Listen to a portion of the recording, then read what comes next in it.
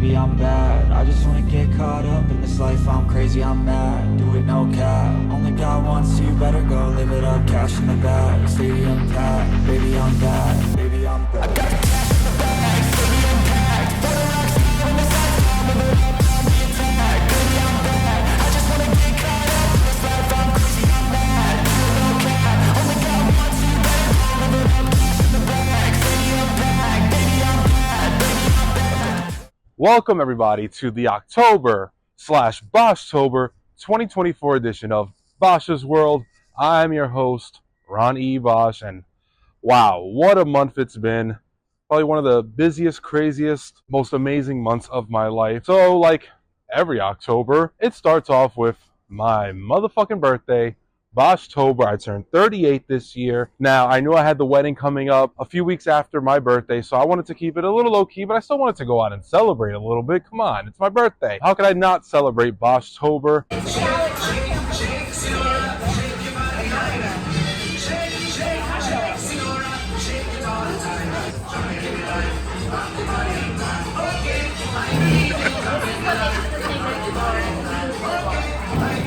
You know what, let me just go out with the two people that are the most consistent every year for Boschtober, and that is my wife-to-be a few days later, April, my best man, Cheyenne, and I decided I wanted to go to the Woo Woo Bar in Midtown where I went last year for Halloween, where we were dressed as Barbie and Ken. So I wanted to go and actually get to enjoy the food, because by the time we got there, they weren't serving food anymore. I was like, you know what? Let's just make a nice little evening out of it. I wore this chalkline Razor Ramon shirt I've been waiting months to wear. I was like, you know what? I'm going to wear it on my birthday. First of all, it's a speakeasy underneath the Mean Fiddler, so we had to say the password before going in. Hocus Pocus, let us stroke us, something like that. We go downstairs. There's just male genitalia everywhere. It resembles the old porn shops of the 80s and the early 90s in Times Square. So it's got a cool vibe to it. I just really can't show much of it on Bosch's World because I don't want to get taken off of YouTube. So we go in, take our seats, we get some drinks. Some of my favorite drinks are the Eye of the Tiger, the Splash, Frisky Business. I got a Big Mac quesadilla. We took photos in the photo booth. I took photos with April in the photo booth. Got some photos with Cheyenne. Very, very tight little space, but we made it work. Then after about an hour and a half, they kick us out of the table and tell us you can't sit here, but you can hang out at the bar. So we kind of just stood around, had a few more drinks, just catching up, taking pictures. All in all, it was a lovely evening, and we didn't want the night to end, so we decided we were going to go to the Mercury Bar, which was where I had my graduation party 12 years ago. One of the best parties I ever threw that was not a Boschtober, and I'd probably rank it up there with like the top 5 parties I've ever thrown, including Boschtobers. One of the people that was there at my graduation party was my cousin Stephanie, who surprised me and showed up to hang out with us at Mercury Bar. It just felt like old times. I always enjoy spending time with Stephanie, so the 4 of us hung out at Mercury Bar, just had a few drinks, caught up, and we were just excited and looking forward to the wedding that was coming up in a few weeks. It was one of the more low-key Boschtobers, but all in all, I had an amazing time. 3 of my favorite people. Despite not wanting to go over the top this year, I have no complaints at all about my Boschtober celebration.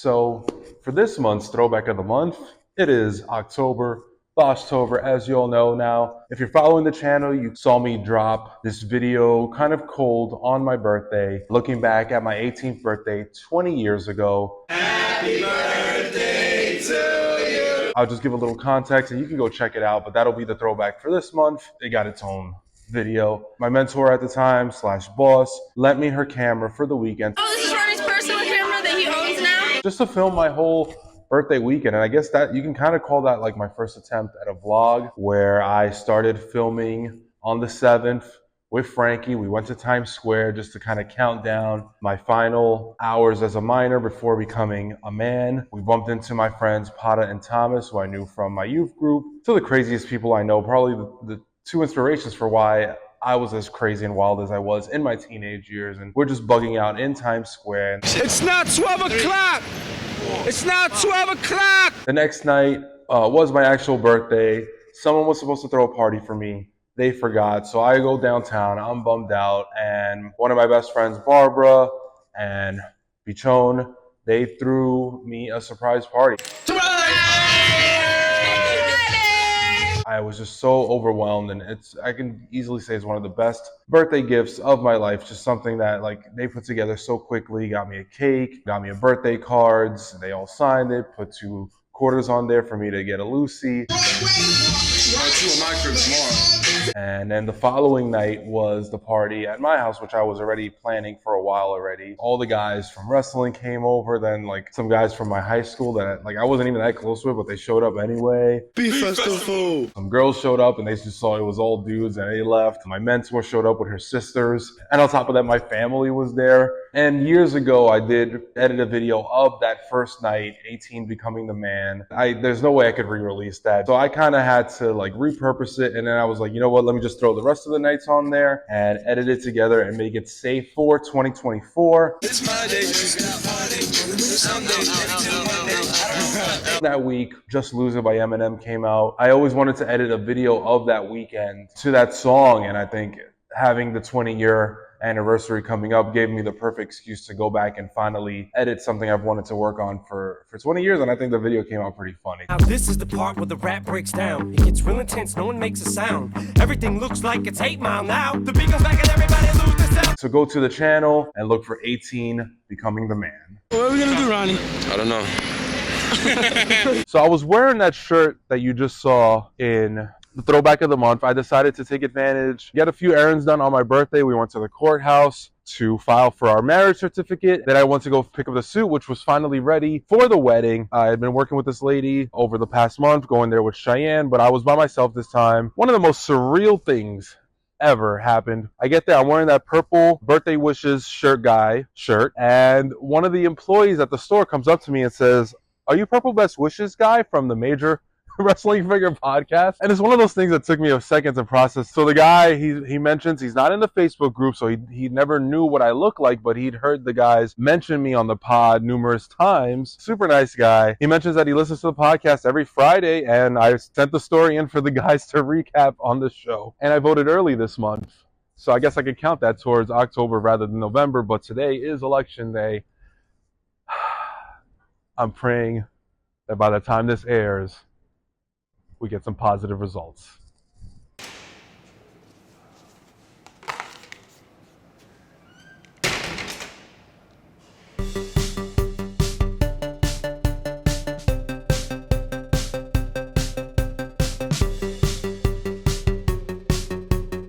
Welcome to the October Boschtober purchases of the month that will end up in storage for the foreseeable future. I am 2 days out from my biggest purchase of all time, my wedding. But I am excited. Anyway, let's start off with the man that matches my outfit. The shorts that I'm wearing sprawled out on this table a couple seconds ago. The Heartbreak Kid, Shawn Michaels, in his DX gear from In Your House, D-Generation X, 1997. I remember as a kid, this was just like the greatest gear, and I forgot my little knives. And I remember I had the classic superstars of this look. I've always wanted this one, but luckily, thanks to this greatest hits collection, I'm able to get it now at a reasonable price. Let's put that right there. Another awesome figure, King Booker T, one of my favorite wrestlers. The reason I did the scissor kick back when I was a backyard wrestler, and this was such a great gimmick. I wanted to get one to get signed, but this one has like a few scuffs on it, so there's no point in saving it. So let's open it up. And who's next? No, I'm not asking you, I'm telling you, it's who? It's Jim the Anvil Neidhart, but also doubles as a figure of his gimmick, Who, in the mid-90s. I do plan to display it as Who, but just for the purposes of displaying it right now, I'm just going to leave him as Jim Neidhart. Here we have another one of the greatest hits. It is the Wise Man, Paul Heyman. Now, the reason I have it in this display case is because I am meeting him next month at the big event, and I plan to get this signed by the Wise Man himself. So let's just keep that here for now. Well, here are the headbangers. Now, the box is a little messed up anyway, so there's no point in keeping this one. Headbangers, the first FWF champions. It's pretty cool to have them in elite figure form. Long overdue. All right, my one micro brawler for the month, Willow Nightingale. Fun fact, I remember seeing her in her earlier days at Ace where Cheyenne worked, and she did team with Jamal Jackson. And perhaps, oh, they're dancing. They're dancing together now. Who is dating my sister, but he's also been one of my best friends for about a decade now. So yeah, I want to give a special shout out to Tim from the Knockout Hub. He put up a post on X to win a Rhea Ripley Funko Pop, and I won. I already have this one that I opened up loose, so maybe I will just keep this one in the box. And now, all of my extreme bendies. The American Dream, Dusty Rhodes, during his time in ECW, Bloody, Mikey Whipwreck. We have the franchise, Shane Douglas. The Queen of Extreme, Francine, Nick Nemeth, formerly known as Dolph Ziggler. We have the superfan, Vlad, who I actually once sat next to at a TNA show about a decade ago, which was such a huge honor. That's like a bucket list thing, sitting next to Vlad at an event. Last but not least, a non-wrestling purchase, the DVD set, seasons 1 through 6, 22 disc set. This is insane. Yeah, I look forward to finishing this. I'm actually about to start season 3. These are the purchases of the month for Boschtober. Hey. Okay, so as you saw, I recently purchased those first 6 seasons of Happy Days. I had been catching it on Pluto, and I was like, I kind of want to watch this in order. It's just impossible to find online, and there's not really anything past season 7, but I want to catch up on the show, considering I'm going to meet Henry Winkler for his book signing. Last summer in Pennsylvania, April's aunt, Nancy, gave me a leather jacket, the style of leather jacket I always wanted. When I saw this Fonz signing was coming up, I said, you know what? It's at the end of October. This will be the first time I wear this leather jacket for this meet and greet with the Fonz. The reason I'm obsessed with leather jackets, little did I know it was going to be 80 degrees that day in New York. So I pretty much just take the jacket with me. I'm holding it the entire time. I throw it on for the photo. Such a sweet man. He says, oh, you look great in leather. I said, not as good as you. We got this awesome picture with the Fonz, the thumbs up. Hey, since I was a kid, catching Happy Days on Nick at Night, I want to be like that guy and wear the leather jacket and slick my hair. What an incredible honor. What an icon. The Fonz, Henry Winkler, you, sir, are the man. First of all, let's admire this Halloween Havoc 1995 shirt. Hulk Hogan and the Giant having that monster truck battle on top of Cobo Hall. Let's check out the back of the shirt. I almost feel like I'm just like looking up at Cobo Hall where this epic battle took place. Everybody ready?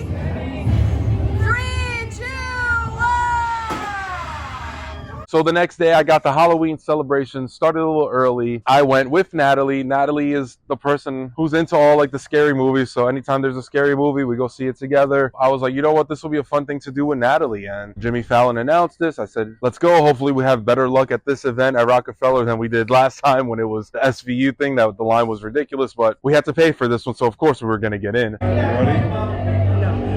I've never been crazy about haunted houses. I've never been a fan of like people just jumping out at me and trying to grab me and shit. They're not gonna touch us, right? No. But it actually wasn't that bad. I did film on my GoPro. Natalie was filming on her phone, so I was able to get 2 angles of the experience. I think she was a lot more scared than I was. I thought it would be the other way around, but we survived it. Are you guys still there? I'm stuck in my bed. You're not running? Okay. I'm sorry.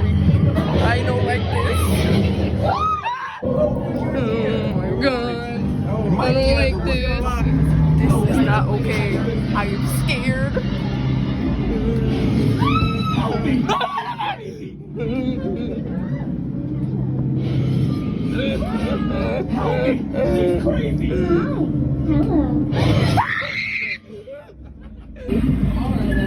Oh, why is there light in here? Oh, you scared me. So good we can still watch from here. I don't want to watch from here.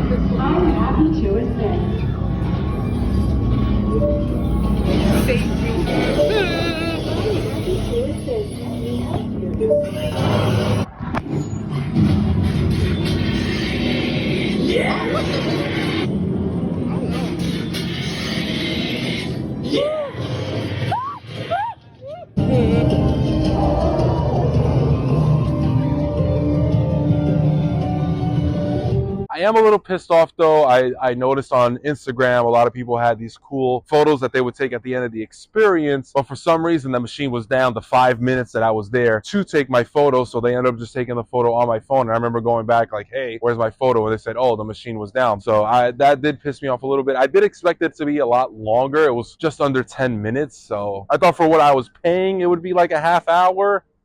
But it was fun to get to experience that with my daughter. And then from there, on Halloween, like you saw last month, April and I went to go see Beetlejuice. And I thought, hey, wouldn't it be a cool idea if since we just got married, we did the wedding scene from Beetlejuice with Beetlejuice and Lydia in the tux, in the wedding dress. So we decided to go for that. And we went to Boho Karaoke, where we usually go for karaoke, and met up with Malik, who was dressed as Michael Myers, and I thought he killed it in this costume. No pun intended. He looked so creepy anytime he had that mask on. The women in the bar were scared of him, especially when he would start dancing with the little knife.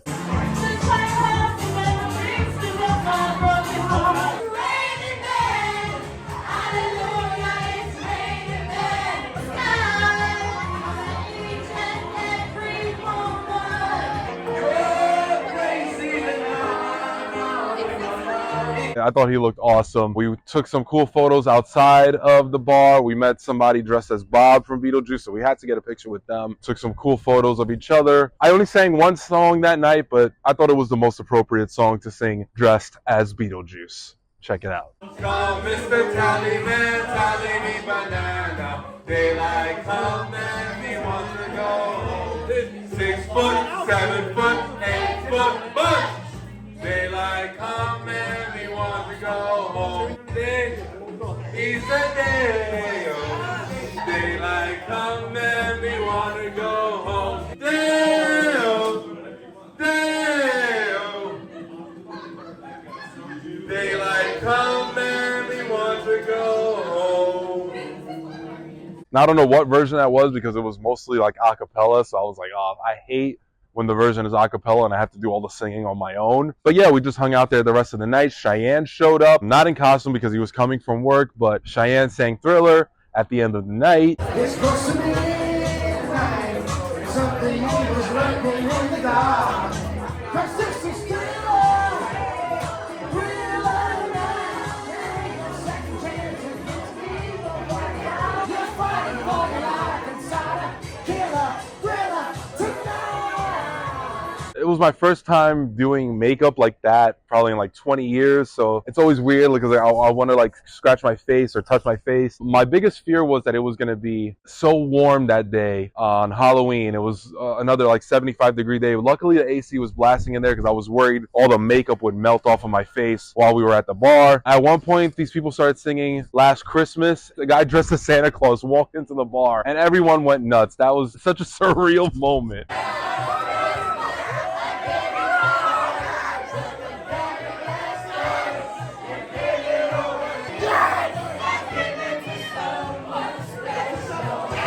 All in all, it was just an interesting night. I think seeing people in the rooms, it was a little weird, but it was a fun night. I'm glad we went out. Luckily, I was off that night because we were flying out the next day, but we'll cover that next month. Now that we've covered everything else in October, we can get to what everybody really wants to hear about, and that is our wedding weekend. But first, let's start off with the night before the wedding. April's family was there, and we all went out to eat at this Cuban restaurant called The Cuban. Beautiful place. I'm surprised I never heard of it, but my brother-in-law suggested it, and I was like, you know what? Yeah, let's check it out. I wasn't expecting anything crazy, but it's rare for me to like praise a restaurant this much as far as like everything being right. I got myself a Cuban sunset, Cuban paradise, any drink that had Cuban and something tropical in it, I got it. April and I got a paella. We had leftovers from when we got back from the wedding. I got some awesome photos outside of the place. These old Cuban cars. There was this nice big like heart back there that said azúcar. There was a professional photographer that went around taking pictures of us. So I purchased the one of the family and the one of April and I. There was this amazing appetizer sampler. I definitely need to find an excuse to go back there. I'll hop on the Long Island Railroad. I will go over there, whether it be like a friend's dinner, a birthday dinner. I don't care. I need to go back to this place. This place was absolutely incredible. And Brian got this tomahawk steak that was insane. It was so insane he didn't even notice the dancers all around him. This place had dancers, and they took a page out of my book, and they got a conga line started in this bitch. All right, conga line! Myself, Elizabeth, Nancy, we all hopped onto the conga line, not knowing where it was leading us. And all of a sudden, we are up on the stage just having a blast. I'm not even going to talk over this. I'm just going to let the footage speak for itself.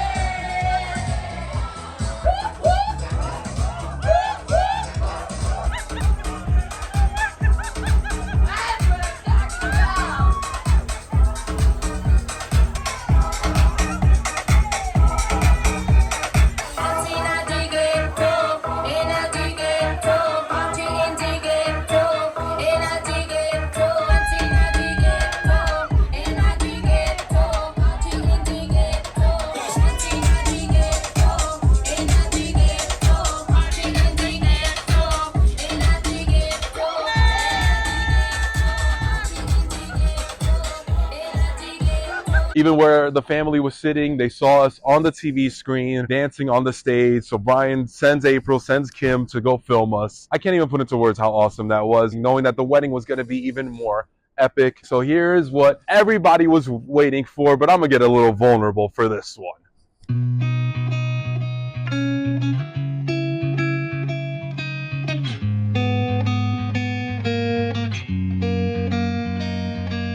Welcome to this month's vulnerable moment. Could it be anything else but the wedding? I do plan to do something bigger for the wedding as far as content and putting it out on Boschtober, but that will come at a much later date once I have all of the footage from the professional photographers and videographers, maybe get people to talk about the wedding and show everything leading up to the wedding. But that's going to come at a later date because there is going to be so much footage to work with. But right now I'm working with whatever pictures and videos I've had sent to me from the various guests at the wedding, because surprisingly I did not take one photo or video. It was the happiest night of my life, just being there with the love of my life, finally getting married. I think it just felt so surreal that this was finally happening.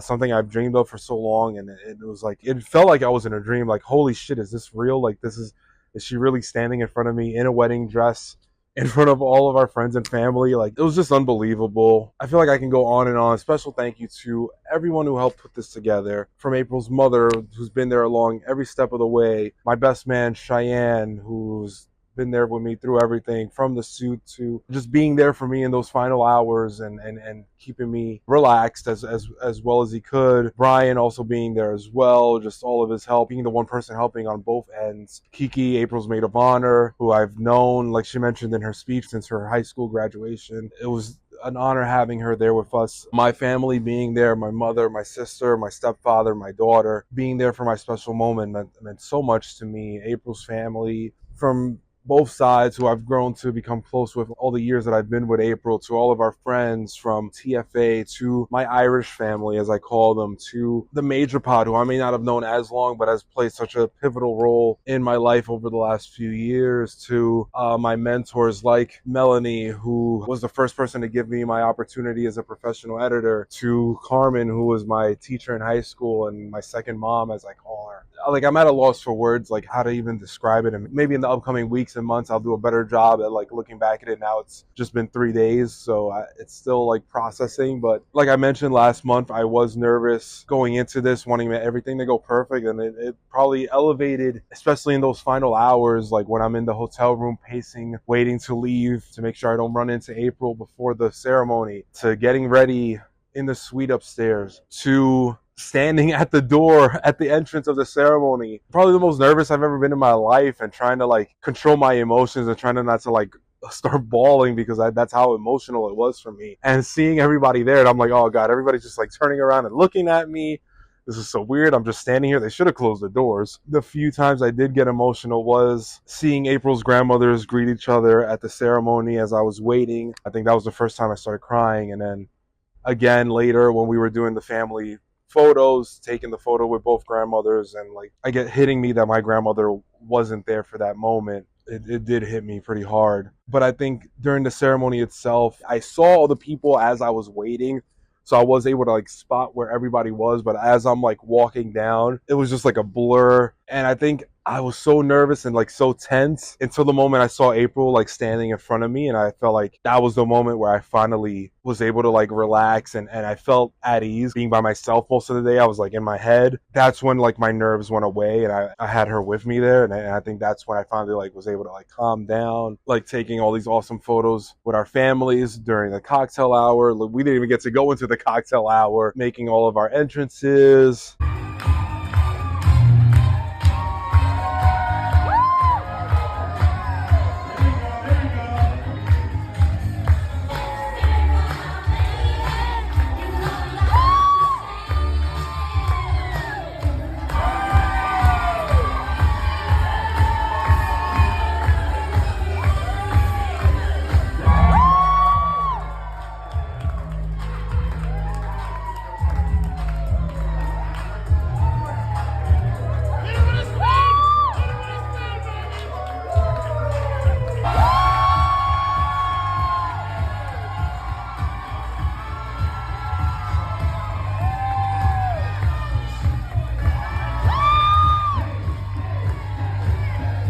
Cheyenne gave a hilarious speech. Kim gave a very heartfelt speech. Brian's speech was amazing. The dances were great. I got to dance with my mother to the same song that she played at her wedding. Our first dance meeting to Can't Take My Eyes Off of You. I'm glad everything went as smoothly as it could, considering how nervous both of us were. Once all the dances were done and the speeches, I was finally able to like relax and enjoy the wedding. Like I said, it's tough for me to put into words. I did want to recap the wedding here, but I think one of the biggest things for me is letting other people take control of my footage. So knowing that these people are sitting on my pictures and videos from the most important night of my life for the next few months and I don't have access to it is going to drive me crazy. So once I do have all of that footage, I know they're going to edit their own thing. I will put that up, but I'm going to edit my own thing because I'm Bosch, and there's no way I wasn't going to edit my own stuff for this. So thank you guys once again for tuning in. I guess I could just do the outro while I'm here. Follow me on X at I am the Bosch Man. Follow me on Instagram at Boschtober. Follow the page on Facebook at Boschtober Productions. Subscribe on YouTube at Boschtober. And once again, thank you all so much. Until next time, cheers.